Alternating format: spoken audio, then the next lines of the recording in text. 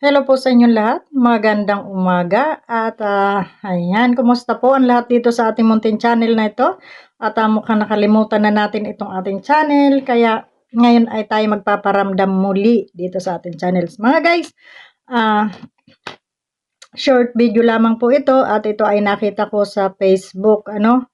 So, panuorin po natin itong patungkol dito sa ating PhilHealth na hanggang ngayon ay pinagtatalunan at kung sino ba talaga ang nag-utos para kuhain ang PhilHealth natin, no? Ng ating mga kababayan. So, klaro ito, wala itong sabing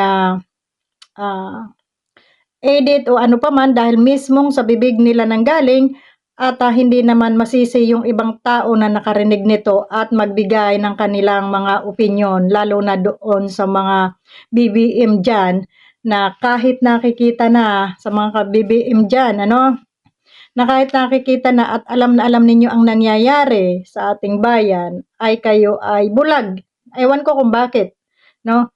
Nabigyan lang siguro kayo ng ayuda, ay wala na. Kinalimutan nyo na itong mga kaganapang ito. So sa ating mga kababayan dyan, gising po tayo. Kahit sinong ano dyan, papanagutin sana natin sa mga nangyayari, sa mga katiwalian na ito, no? Ito po ay hindi na panahon ni Duterte, ito po ay panahon na ng administrasyon ngayon. Panoorin po natin ang video nito at kayo na po ang humusga, no? Yun lang. Ay ipapakita akong video sa inyo kung sino ang nag-utos ng pag-transfer ng 89 na bilyon PhilHealth Fund. Unacceptable po itong pag-transfer.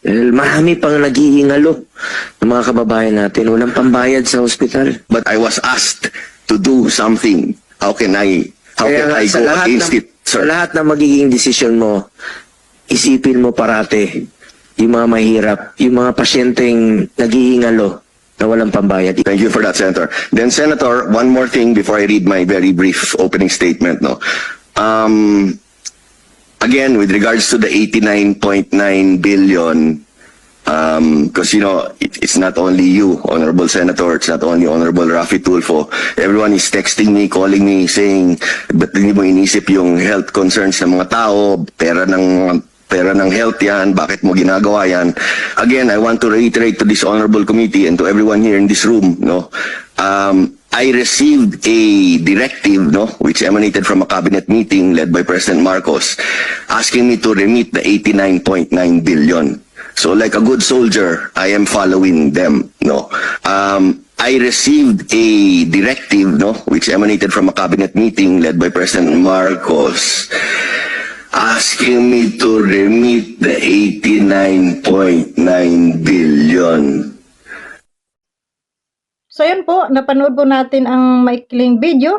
I think 1 minute and 30 seconds. At kayo na ang humusga dahil mismong dyan sa mga bibig nila, naririnig natin. Kaya naman tayo bilang mga manonood, bilang isang Pilipino, ay makakapag-comment talaga, ng hindi maganda sa ating mga nakikita at mga naririnig, ng mga kaganapan ngayon diyan sa ating bansa. So kawawa naman tayo mga Pilipino na talagang tayo ay nagbabayad ng tax natin diyan sa Pilipinas, na pagdating ng panahon wala man lang tayong benefits na makuha dahil wala na, nakurakot na ng ating gobyerno, no?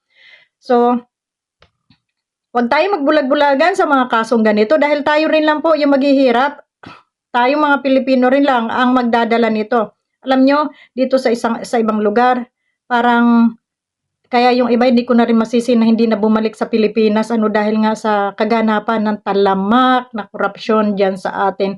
At yung mga mahihirap talagang kawawang kawawa, lalong naghihirap. Lalo na ngayon na laging may mga bagyo, ang kagutuman na andyan kasi wala nang magsaka dahil yung mga pinagsasakahan nila, mga lubog na sana ay gobyerno ang nagtutusto sa atin yan, yung mga kawalan. Sa totoo lang, ang dami pong nagugutom ngayon, no? Ang daming nagugutom sa mga bukid-bukid, mga barabarangay. Na yun nga, mayroon nga ako na hanggang sa kabarabarangayan, andun pa rin yung korupsyon talaga. Ewan ko na lang ano bang ugali ng Pilipino, meron tayo, Kailangan nila laging nakakalamang sa kapwa, nakakalungkot lang. So sana naman yung healthcare natin diyan ay kahit yun na lang maging na mapakinabangan ng ating mga kababayan. Ang dami kong nakikita ngayon, mga nasa ospital, nananawagan sa social media. Kaysa wala silang pambayad sa bill nila sa ospital. Akala ko ba libre na? Akala ko ba wala nang babayaran sa ospital? Diyos ko po, Rudy.